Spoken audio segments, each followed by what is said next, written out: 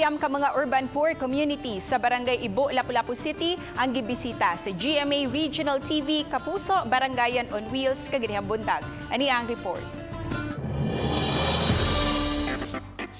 Sayo pa lang sa buntag, excited na ang mga kapusong upunganon sa regalo nga dala sa Kapuso Network.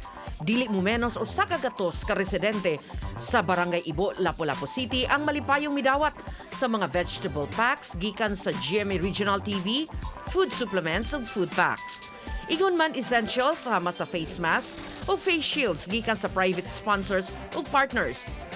Usa sa ni Salmot mao si Gloria Humalon, 72 anyos uban ang iyang apo nga si Ayan Ponsalan, 22 anyos nga adunay Down syndrome ug cerebral palsy.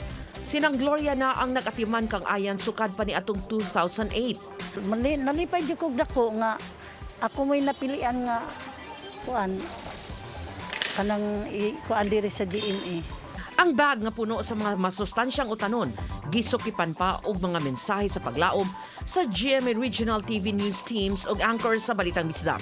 Gisiguro sab sa distribution team, lakip na ang mga private partners ug sponsors nga ang tanang nalambigit sa kalihukan nagsunod sa minimum health ug safety protocols sama sa pagsulong og PPEs ug face shields. Uban ni Philip Patricio, Chela Valiena, Balitang Bisdak.